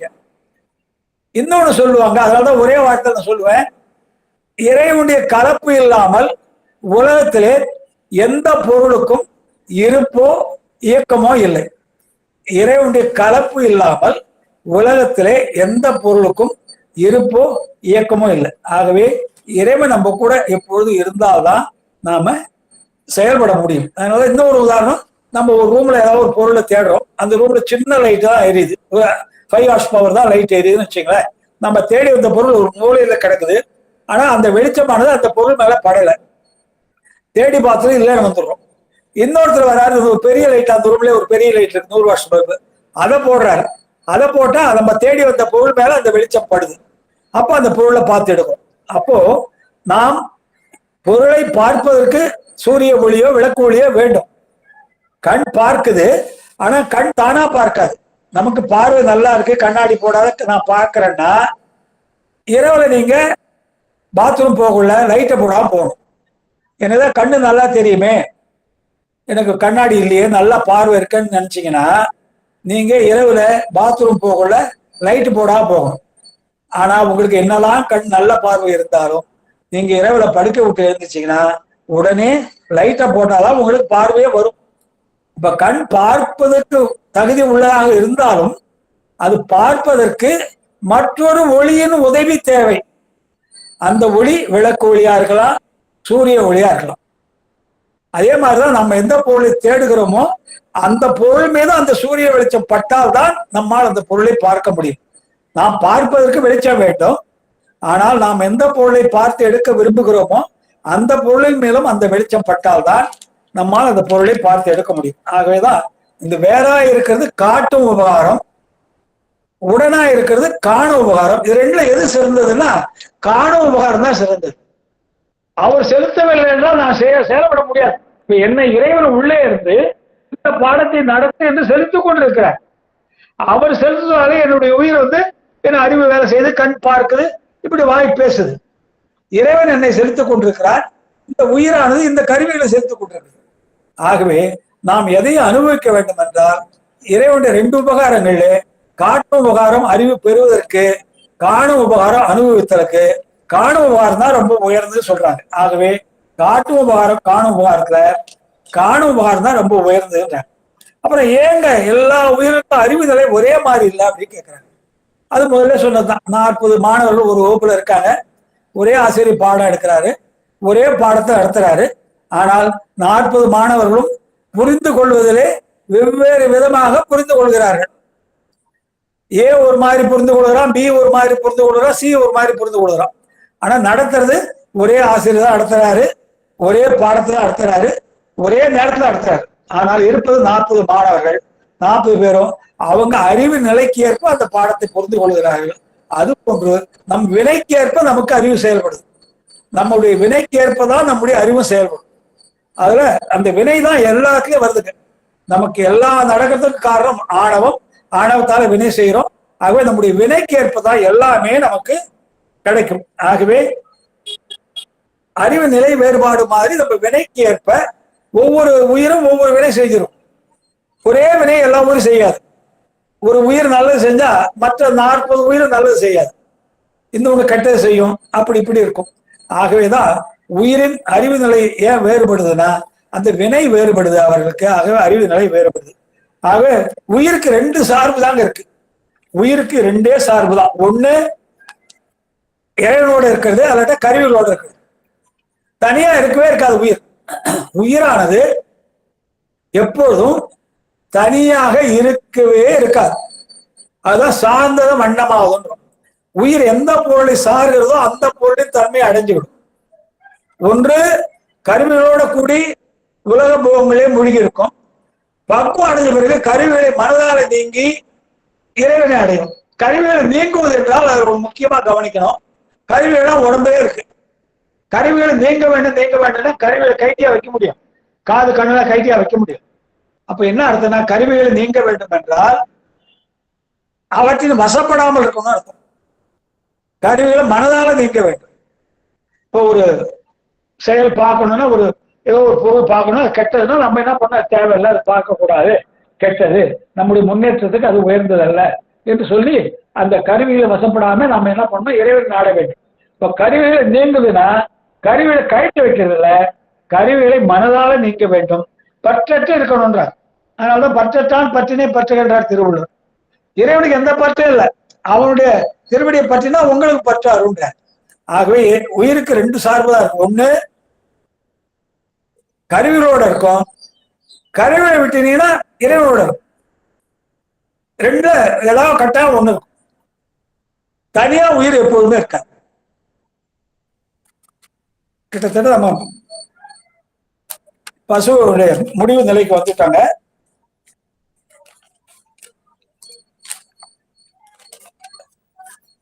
உயிருக்கு 2 நிலை தான் இருக்கு. ஒண்ணு கட்டு நிலை, இன்னொன்னு வீட்டு நிலை. கட்டு நிலை என்றால் நம்ம கருவிகளோட சேர்ந்து இருக்கிறது. கருவிகளோட நம்ம சேர்ந்து இருக்கிறது கட்டு நிலை, பிறவி நிலை, பெத்த நிலை, பந்தான்றோம். வீட்டு நிலைனா கருவிகளை நீங்கி இறைவன் திருவிடி அடையுது. கட்டு நிலை என்று ஒன்று பந்தம், கருவியோடு இருக்கும், நம்ம உலகில் ஒன்று இருக்கிறோம். வீட்டு நிலை என்றால் கருவிகளை விட்டு மனதால நீங்கி பக்குவப்பட்டு பக்குவம் அடையதான் நமக்கு வெறுப்பு வரும். உலக இன்பத்தின் மேல ஒரு வெறுப்பு வரும். இன்னொன்னு முக்கியமா ஞாபகம் வச்சுனாங்க, எல்லா வித உலக அனுபவமும் முதலிலே இன்பமாக தோன்றி முடிவிலே துன்பத்தையே தரும். எல்லாவித உலக அனுபவமும் முதலிலே இன்பமாக தோன்றி முடிவிலே துன்பத்தையே தரும். அதுல மாற்றே இல்லைங்க. இப்போ ஒரு ஆமையை ஒருத்தம் பிடிச்சாங்க. ஆமை மாமிசம் சாப்பிடணும்னு ஆசை அவனுக்கு. ஆமையை நீங்க கத்தியால வெட்ட முடியாது, ஏன்னா அது ஓடு அவ்வளவு ஸ்ட்ராங்கா இருந்துட்டு. அதை பிடிச்சா அது என்ன பண்ணா, ஒரு பெரிய அண்டா வச்சான், அடுப்பை மூட்டினா, அதுல அண்டாவில் பாதி தண்ணியை வச்சான், இந்த ஆமையை தூக்கி போட்டான். இடம் சூடாகுது, தண்ணி நெருப்பு ஏற ஏற தண்ணி சூடாகுது. இந்த ஆமைக்கு ஒரு விதமான ஒரு இன்பம் உடம்புல கிடைக்குது. இது மாதிரி இந்த ஒரு இன்பம், இளம் சூடு, நமக்கு இது ஒரு புது அனுபவமா இருக்கே. இது வரைக்கும் கடல்ல இருந்தோம், அது ஒரே ஜில்லு குளிரா இருந்தது. ஆனா இந்த தண்ணீர் இப்போ நம்ம இருக்க இடம் ஏதோ ஒரு நமக்கு ஒரு இன்பத்தை தருது உடலுக்குன்னு சொல்லி, அந்த இன்பத்துல இந்த ஆமை என்ன பண்ணுமா, அந்த பாத்திரம் பூரா அப்படி நீந்திட்டு இருக்கும். சூடு ஏற என்ன ஆகும், ஆமை வந்துடும். அது மாதிரிதான் நாம உலக இன்பங்கள்லாம் இன்பம் இருப்பதாக நினைத்து கொண்டு அதிலே மூழ்கி இருக்கிறோம். அது எப்ப வரும்னா, முடிவிலே ஏதாவது ஒரு நிலையில பக்குவம் அடைவோம். அப்பதான் நமக்கு இந்த உலக இன்பத்தின் மேல உள்ள பற்று குறைந்து இறைவன் திருவடி அடைய வேண்டும் என்ற எண்ணம் வரும். அப்பர் சுவாமி என்ன சொல்றார், நம்ம வாழ்க்கையை வீணாக்கிட்டுங்கிற. எப்படி சொல்றார் தெரியுங்களா?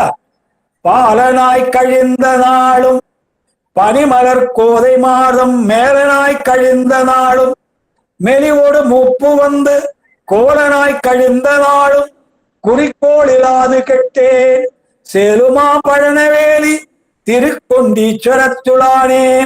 பாலனாய் கழிந்த நாள், கால்பாசி பாகம் நம்முடைய வாழ்க்கையிலே கால் பாகம் குழந்தையிலே போயிடுது. படிக்கிறது போறது வருது, கடவுள் பத்தி ஞாபகமே இல்லை. வாலிப வயதிலே போயிடுது, கடவுள் பத்தி நினைக்க நேரமே இல்லை. அடுத்தது வாலிப வயதுக்கு அப்புறம் குடும்ப வாழ்க்கை வந்துடும், அப்பயும் கடவுள் நினைக்க நேரம் இல்லை. வயது ஒரு 60 ஆனா இப்ப நம்ம எல்லாத்தையும் விட்டுட்டு இறைவனை அடைய வேண்டும், இறைவனை நாட வேண்டும் என்ற எண்ணெல்லாம் வருது. ஆனா என்னால வீட்டை விட்டே எந்திரிச்சு வெளியே வர முடியல. கோல் இருந்தாலும் என்னால வெளியே வர முடியுது. பால்ய வயசு நல்ல தெம்பு இருந்தது. அப்போ நாம உலக அந்த சின்ன வயசுல காலத்தை தள்ளிட்டோம். அடுத்த ஒரு கால்பாகம் குடும்ப வாழ்க்கையில கல்யாணம் ஆயிடுது, குழந்தை குட்டி அப்படியே ஆயிடுது, அதுல போயிடுது. ஒரு 60 வயசுக்கு மேல இறைவனை நம்ம நாடெல்லாம் குறை காலத்தை நம்ம நல்லபடியா கழிக்கலாம் என்று நினைக்கிறேன். ஆனா என்னால கோல் இல்லாம வெளியே வர முடியல. கோலனாய் கழிந்தாள், கோல் இருந்தாலும் வெளியே வர முடியும். இந்த ஒரு மூன்றாவது ஒரு 2 கால் இல்லை, இந்த ஒரு கால் எனக்கு வேணும். அப்ப என்ன நீங்க பண்ண முடியும் வழிபாடு? அதனாலதான் என்ன சொல்ற, இந்த மாதிரி வீணாக்காதீங்க. அதனால சின்ன குழந்தைங்களுக்கு இள வயசுல இருந்தா பக்தியை கத்துக் கொடுக்கணும்ன்ற. பெரும்பாலும் சித்தாந்த வகுப்புல இயக்குனர் சொல்லுவார், எங்க இயக்குனர் ஐயா, நிறைய குழந்தைங்களை சேர்த்து விடுங்க வகுப்புல. ஏனென்றால் எல்லா வகுப்புல சித்தாந்த வகுப்புல பாத்தீங்கன்னா நம்ம போல எல்லாம் வயதானவர்கள் நிறைய பேர் இருக்காங்க. ஆனா எங்க இயக்குனர் ஐயா சொல்லுவாரு, சன்னிதானமா தான் சொல்றாங்க, இளைய சமுதாயத்தை பள்ளி பருவத்தில் உள்ள குழந்தைகளை நிறைய பேர் கொண்டாந்து சேருங்க, அவங்களுக்கு கன்செஷன்லாம் தராங்க. நம்ம 1500 கட்டினா அவங்க மாணவராக இருந்தால் 900 கட்டினா போதும். அந்த மாதிரி ஒரு சலுகைலாம் தராங்க. இள வயதிலே அவங்கள இந்த லைனுக்கு திருப்பணும். எப்ப பார்த்தாலும் வாழ்க்கை பணம் என்று ஓடிக்கொண்டே இருக்கக்கூடாது. இது ஒரு பக்கம் நடந்து கொண்டே இருக்க வேண்டும். எந்த வாழ்க்கையை நம்ம வாழ்ந்து கொண்டிருந்தாலும் இறை நினைப்பு என்றது ஒரு பக்கம் இருந்து கொண்டே இருக்க வேண்டும். ஆரிய கூத்த ஆடினாலும் காரியத்தரா கண்மையிடா தாண்டவ கோணேனா. ஒரு பெரிய மாரியம்மன் கோயில்ல கரகாட்டம் வைக்கிறாங்க. தஞ்சாவூர்ல பெரிய பார்ட்டி, கரகாட்ட பார்ட்டி வந்திருக்காங்க. அந்த கரகாட்ட தலைவர் ஒரு பெரிய கரகத்தை தலையில வைத்துக் கொண்டு ஆடிக்கொண்டு வருகிறார். அந்த ஊர் நாட்டாம என்ன பண்றார், ஒரு 1000 ரூபாய் நோட்டை கீழே போடுறார். இந்த கரகாட்டக்காரர் அப்படியே தலையை குனிஞ்சு அப்படியே சில பேலன்ஸ் எல்லாம் பண்ணி தன்னுடைய கண் இமையால இந்த 1000 ரூபாய் எடுக்கிறார். எல்லாரும் சந்தோஷப்படுறோம், அப்படியே கை தட்டுறோம், சிரிக்கிறோம். ஏனென்றால் 1000 நோட்டை கண் இமையால எடுத்துட்டாரு. ஆனால் அந்த கரகாட்டக்காரருக்கு என்ன கவனம் இருக்குமா, கீழெல்லாம் குனிகிறமே, அப்ப அந்த கரகம் கீழே விழக்கூடாது என்று சொல்லி கவனம் பூரா கரகத்துலாம் வச்சிருப்பாரு. எப்படி கீழே குனிஞ்சாலும், அவர் எப்படி அந்த ஒரு சில விளையாட்டுகளை செஞ்சாலும் அவர் கவனம் பூரா எங்க இருக்குமா, கரகத்து மேல இருக்குமா. கரகம் கீழே பேலன்ஸ் தவறாக விழக்கூடாது, அப்பதான் அந்த செயல் நடைபெறும். அது மாதிரி நம்ம எந்த செயலை செய்தாலும் இறை நினைப்பு என்ற ஒரு எண்ணம் இறைவனால் தான் இந்த வாழ்க்கை நமக்கு அமைஞ்சிருக்கு. இறைவனால் தான் இப்படிப்பட்ட கருவிகள் கண்ணங்களா நமக்கு கொடுத்திருக்கார். இப்படிப்பட்ட ஒரு நல்ல வாழ்க்கையை கொடுத்திருக்கார். நம்ம எல்லாம் இப்ப எல்லாருமே நடுத்தர குடும்பங்கள். அதாவது நம்மை போல நம்ம எதுக்கும் கஷ்டப்படாதவங்க. நம்ம எல்லாம் ஏதோ ஒரு ரீசனபிளான லைஃப் லீட் பண்ணிருக்கோம். ஆனால் அடுத்த வேளை உணவு எங்க கிடைக்கும் நிறைய கோடான கோடி பேர் இருக்காங்க. அப்படியெல்லாம் நம்ம வைக்காமல் ஏதோ ஒரு நல்ல நிலை வைத்திருக்கிறா என்று சொல்லி இறைவன் மேல நமக்கு ஒரு அன்பு மேலிடணும். அதனாலதான் அயரா அன்பில் அரண் கயிறு செல்வேன். இப்போ அயரா அன்புனா டயர்லெஸ் லவ். இறைவன் மேல நீங்க அன்பை அப்படியே கொட்டணும். ஏன்னா அவர் இல்லைன்னா நமக்கு இதெல்லாம் கிடைச்சா இருக்காது. அவர் இல்லைன்னா அந்த தனுகரண போன் கிடைச்சிருக்காது, இப்படிப்பட்ட அறிவு கிடைச்சிருக்காது, இப்படிப்பட்ட குடும்ப வாழ்க்கை கிடைச்சிருக்காது, எதுவுமே கிடைச்சிருக்காது. ஆகவே அவருடைய உதவியை நம்ம என்றைக்கும் மறக்க கூடாது. அதை நினைத்து கொண்டு நாம எல்லா வேலைகளும் செய்ய வேண்டும். எந்த செயலை செய்தாலும் இறை நினைப்பு ஒரு பக்கம் இருந்து கொண்டே இருக்கும். ராமகிருஷ்ணன் சொல்லுவார், கிராமத்துல ஒரு 5-6 பெண்கள் பழைய காலத்துல ஒரு 4 கிலோமீட்டர் 5 கிலோமீட்டர் போய் தான் தண்ணி எடுப்பாங்க, குடி தண்ணீர் எடுத்தாரு. அப்ப 2 குடத்தை தலையில வச்சுக்குவாங்க, ஒரு குடத்தை இடுப்புல வச்சுக்குவாங்க. ஒரு 4-5 பெண்கள் தண்ணி எடுத்துக்கொண்டு வருவார்கள். 2 குடம் தண்ணி தலையில இருக்கும், ஒரு குடம் இடுப்புல இருக்கும். ஆனா அவங்க அப்படியே கம்முன்னு வர மாட்டாங்க. அந்த 4-5 பெண்களும் ரொம்ப தமாஷா அப்படியே பேசிக்கொண்டு ஏதாவது கதையெல்லாம் பேசிக்கொண்டு வருவார்கள். நம்ம பார்த்தா இல்ல அது குடத்தை தலையில வச்சிருக்காங்க, இப்படி வராங்களே தெரியும். ஆனால் அவர்களுக்கு அவங்க என்னதான் தமாஷ் பேசி கொண்டு வந்தாலும் தலையில இருக்கிற அந்த குடத்தின் மேலையும் கையில இருக்க அந்த இடுப்புல இருக்க குடத்து மேலதான் கவனம் இருக்குமா. அது கவனம் சிதறாத அதை வச்சுக்கொண்டே வருவார்களாம். அப்படி இருந்தாதான் நம்ம செயல்பட முடியும். அப்படி நமக்கு இறைவன் நினைப்பு இருக்கணும்ன்ற. இப்போ கழை கூத்தாடி பார்த்துருப்பீங்க. ஒரு 2 கம்பியை கட்டிடுவாங்க, நடுவில் ஒரு கழியை நட்டுடுவாங்க, ஒரு கம்பியெல்லாம் கட்டிடுவாங்க. ஒரு சின்ன பையன் என்ன பண்ணா ஒரு கழியை கையில வைத்துக்கொண்டு அந்த கம்பி மேல நடப்பான். கீழே இருந்து அவன் அந்த சத்தத்தை எழுப்பணும், அப்பதான் அவனால நடக்க முடியும். ஆனா அவன் நடக்கும்போது பார்த்தா அவனுக்கு பயமா இருக்கும். 10 அடி உயரத்துல அந்த கம்பி இருக்கும், ஒரு கழி தான் கொடுத்துருப்பாங்க பேலன்ஸ் பண்றதுக்கு. காலால அந்த கம்பி மேல வச்சு நடப்பான். நம்மளால முடியவே முடியாது, கீழே விழுந்து ஒரு எடுத்து வச்சாலே கீழே விழுந்துருக்கு. ஆனால் அவனுக்கு என்ன உத்வேகம்னா அந்த சத்தம் கேட்கணும். டமடமா டமடமான்னு கீழே அடிக்கிறானே, அந்த சத்தம் கேட்க கேட்கதான் அவனுக்கு உற்சாகம் பிறக்கும். அப்படி என்ன உற்சாகம் பிறந்தாலும் அவன் கவனம் பூரா அவன் கால் எடுத்து கம்பியில வைக்கிறான் பாருங்க, அதுதான் இருக்குமா. வேற இந்த பக்கம் அந்த பக்கம் பார்க்கவே மாட்டான். ஒவ்வொரு ஸ்டெப்பும் மாத்தி மாத்தி அந்த கம்பி மேல வைக்கும் போது அதை கவனம் பூரா கால் மேல இருக்கும். கம்பியில கரெக்டா வைக்கிறோமா, தவறி வச்சா கீழே விழுந்துருவோம். அது மாதிரி நம்ம எந்த செயலை செய்தாலும் இறை முடியாது நினைப்பு ஒரு பக்கம் இருந்து கொண்டே இருக்கும். இதே மாதிரிதான் ஒரு கழை கூத்தாடி பையனை ஒரு திருடுறதுக்காக ஒரு இடத்துக்கிட்டு போட்டாங்க. ஒரு அந்த ஃபேன் போட்டிருக்க இடத்துல சின்ன சந்து இருக்குல்ல, அந்த எக்ஸாஸ்ட் ஃபேன், அந்த சந்து வழியா அந்த பையனை விட்டு திருடலான்னு இந்த ஒரு திருடனுங்க என்ன பண்ணிட்டானுங்க, ஒரு பையனை தயார் பண்ணாங்க, கழை கூத்தாடி பையனை. ஒருத்தன் போய் அந்த எக்ஸாஸ்ட் ஃபேனை கழிச்சுட்டான். சந்து சின்ன சந்து தான், ஒண்ணு கொண்டுதான். ஆனா அந்த பையன் சின்ன கம்பியா இருந்தா கூட உடல்ல பூந்து வந்துடுவான்.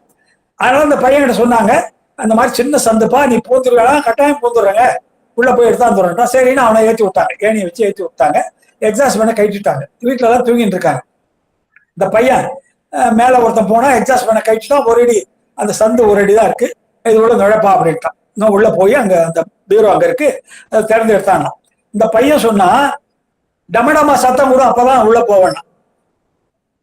ஏன்னா அவனுக்கு என்ன, அந்த டமடமா சத்தம் கேட்டாலும் அவனால செயல்பட முடியும்.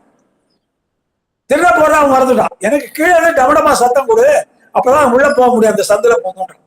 ஆகவே எந்த செயலை செய்தாலும் நம்ம இறை நினைப்பு ஒரு பக்கம் இருக்கணும். தண்ணீர் ஒடுக்கு போல இருக்கக்கூடாது, எண்ணெய் ஒடுக்கு போல இருக்கும். எண்ணெயை ஒரு பாத்திரத்தை விட்டீங்கன்னா அப்படியே கம்பி போல வரும்.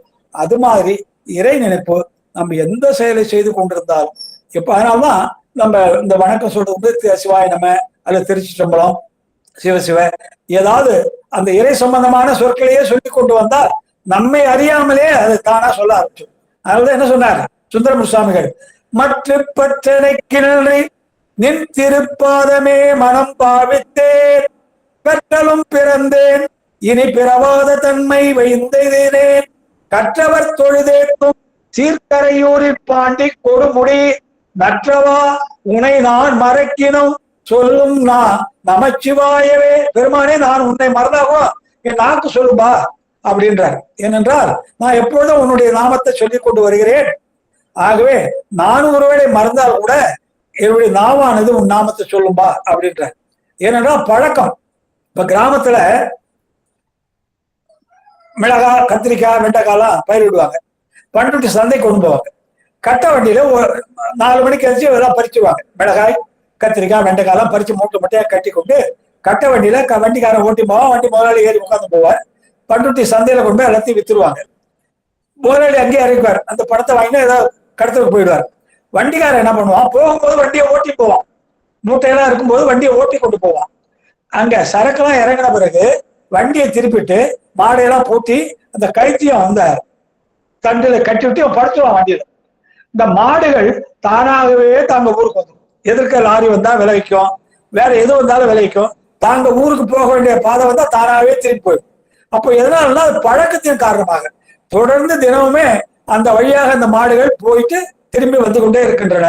அந்த பழக்கத்தின் காரணமாக அந்த மாடுகள் வண்டி ஓட்டுகிறவன் அதை செலுத்தாவிட்டாலும் தாமாகவே தம்முடைய இடம் வந்து சேர்ந்து விடுகின்றன. அதுபோன்று நாம் இந்த மாதிரி சொல்றதெல்லாம் நம்ம அறியாமல் அந்த வாயிலிருந்து வர்றதெல்லாம் நமக்கு தானாவே நம்ம அறியாம வந்துடும். அதனாலதான் திருச்சிற்றம்பலம், சிவாய நம, சிவசிவா ஏதாவது சொல்றோமே, ஏதோ இறைவன் பேரை நம்ம எந்த செயலிலும் இறைவன் ஒரு பங்குதாரா சேர்த்துக்கணும்.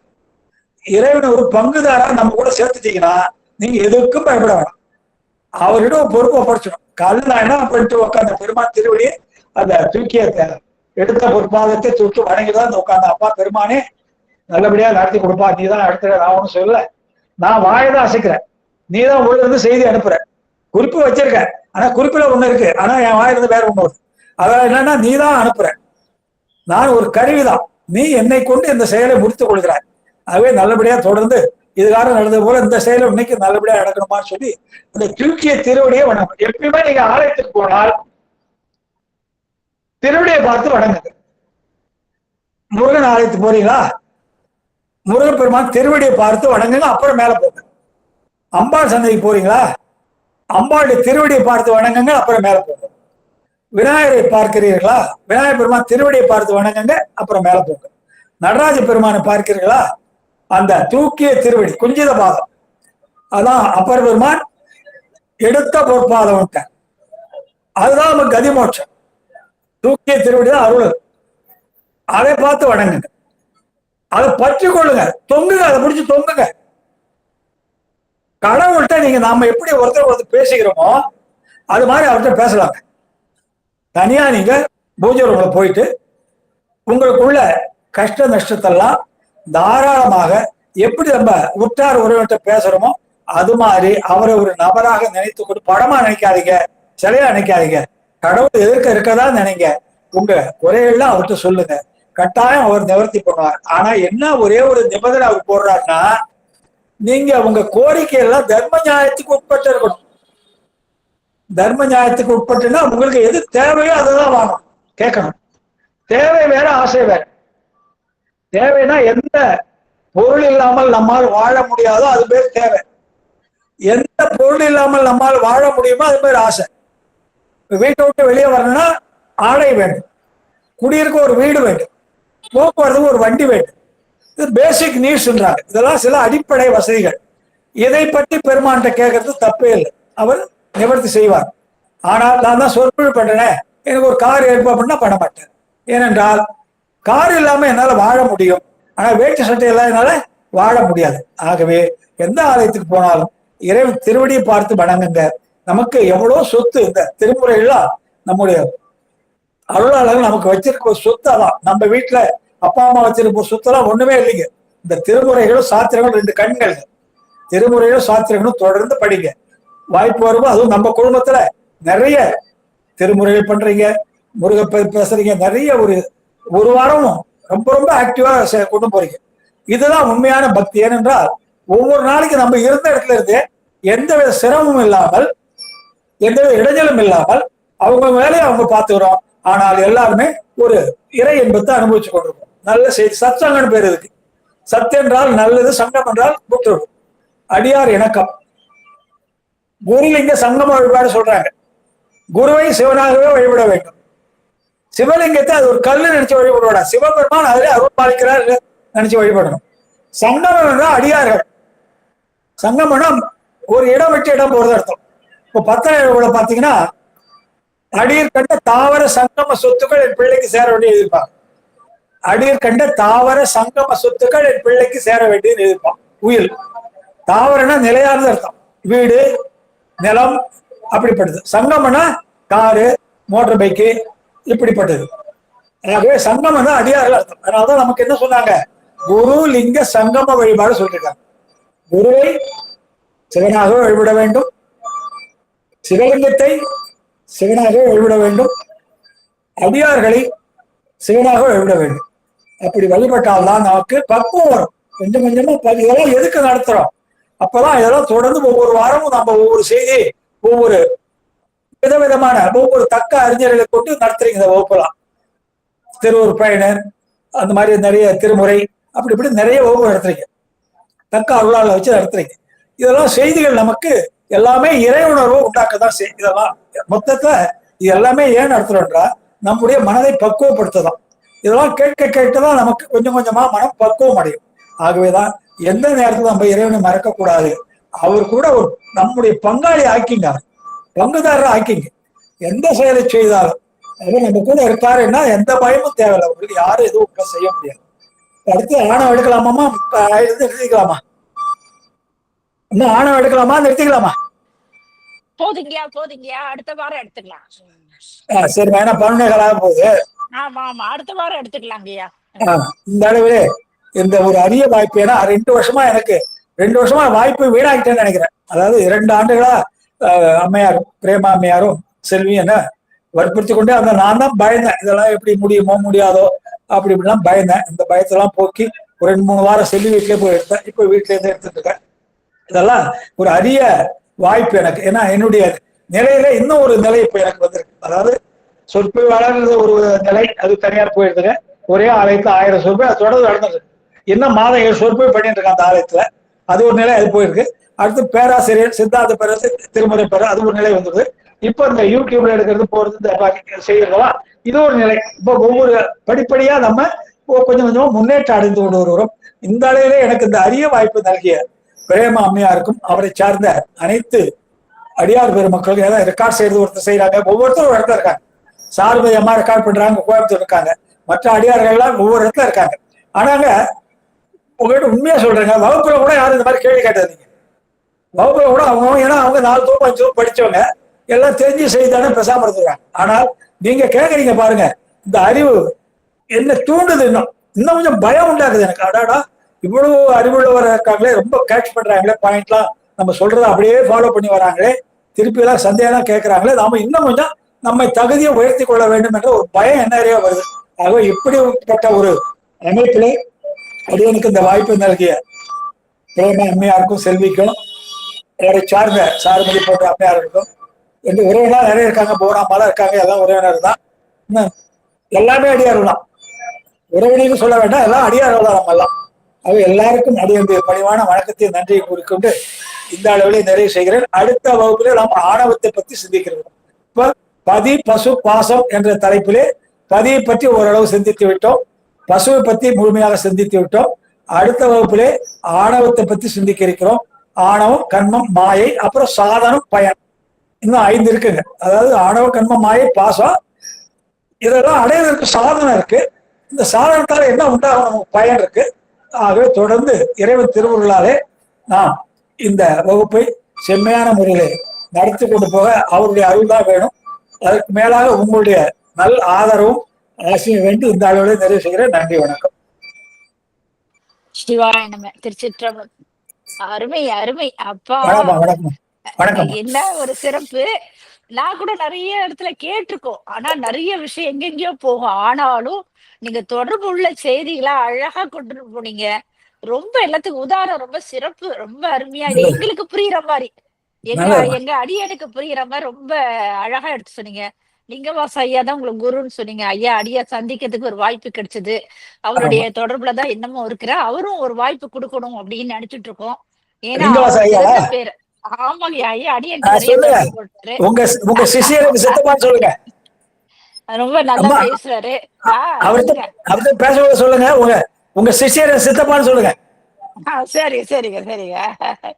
ரொம்ப அருமையான அவரு ஒரு பேராசிரியர். அவர்கிட்ட நீங்க படிச்சீங்கன்னா அவர் கடல் மாதிரி. அப்பாப்பா, அவர் கடல். ஆமா. நம்ம நெடுமாற ஐயா அவங்க எல்லாம் நெடுமாறையெல்லாம் கடல், அவங்க சித்தாந்த கடல், சித்தாந்த சாகரம் அவங்களாம். எந்த நேரத்துல எது கேட்டாலும் சொல்லக்கூடியவங்க. அவ்வளவு சிறப்பான ஒரு ஆமாம், பேராசிரியர். 8 தொகுப்பா 10-15 வருஷமா எடுக்கிறாங்கம்மா. ஆமா ஆமா. அதாவது இந்த சப்ஜெக்ட் இல்லாத நீங்க எது கேட்டாலும், பொது விஷயம் இருந்தாலும், ஆன்மீக விஷயமா இருந்தாலும் சரி, உலக இயல்பு எது கேட்டாலும் டான் டான்னு சொல்லக்கூடிய பேராசிரியர். ஆமாம்மா, உருவாக்க அவங்க அடிச்சிருக்காங்க. டிக்ஷனரி மாதிரி, அவங்க 2 பேரும் டிக்ஷனரி மாதிரி அவங்க. ஆமா, ரொம்ப சந்தோஷமா இருந்தது. உங்களுக்கு அவர் குருன்னு சொல்லக்குள்ள எனக்கு ஒரு மகிழ்ச்சி இருந்தது. ஓ, நமக்கு தெரிஞ்ச பேராசிரியர் தான் அப்படின்னு ஒரு சந்தோஷம். ரொம்ப அருமையான விளக்கங்க. என்ன சொல்றதுன்னே தெரியல. ஏன்னா அடியார்ல காத்து கொண்டிருக்கிறாரு. அடியானை எப்பயுமே பேசுறது இல்லை, இப்ப கொஞ்சம் குறைச்சுக்கிட்டேன். ஏன்னா அடியார்கள் பேசட்டும். ஏன்னா அவங்கள நிறைய சித்தாந்த கருத்துல பயில்றாங்க. நம்ம செல்வருதி அம்மா, ரேவதி அம்மா, தவமணி அம்மா சித்தாந்தம் நிறைய பயில்றாங்க. அவங்க ஒரு ஆசிரியருக்கு தகுதி பெற்றிருக்காங்க. அடியாருக்குலாம் அந்த தகுதி கொஞ்சம் கூட கிடையாது. இருந்தாலும் நீங்க எல்லாம் சொல்றது வந்துருமா, நிறைய உள்வாங்க. எல்லாருக்கும் வருமா, எல்லாருக்கும் வரும். அதை பத்தி ஒண்ணும் இல்லை, எல்லாருக்கும் வரும். ரொம்ப அடியார் இந்த சிறப்புங்க. அளவுக்கு ஏதோ பேசுறேன்னா, ஐயா கிட்ட, லிங்கவாசகிட்ட ஐயா கிட்ட இருந்த அவருடைய நாலேஜ் தான் என்கிட்ட டிரான்ஸ்ஃபர் பண்ணிருக்காரு எனக்கு. நான் எப்ப கேட்டாலும், எந்த சந்தேகம் கேட்டாலும் எனக்கு உடனே எனக்கு கிளியர் பண்ணிடுவார். இப்ப 20 கூட நம்ம இதுல பேசினாரு, ஆதீனத்துல பேசினாரு, நெடுமாற ஐயா அப்ப பேசினாரு. நிறைய அடியார்கள். ஆமா, ஒவ்வொரு நாளைக்கு ஒவ்வொருத்தவங்க நல்லா சிறப்பா இருந்தது. சிவாய் அன்பு உள்ளவர் தான். எந்த சந்தேகம் கேட்டாலும் உடனே சொல்லுவாரு. ஆமா. எந்த நேரத்துல எடுத்தாலும் போன் பேசிட்டா கூட நம்ம அப்புறம் அடுத்தது ஒரு தொடர்பு கொள்வார். நம்பரை பார்த்து தொடர்பு கொண்டு என்னங்க அப்படின்னு கேட்பாரு. அவ்வளவு சிறப்பு வாய்ந்த ஆசிரியர் அவர்கள்லாம். அருளாளர்கள், ஆசிரியரை விட அருளாளர்னே சொல்லலாம். சிவாய நம. வாழ்த்து பாடல் பாடி மற்ற எல்லாருக்கும் வாய்ப்பு உண்டு. தவமணி அம்மா ஃபர்ஸ்ட், 2வது ரேவதி அம்மா, 3வது சாருமதி அம்மா. சிவாய நம.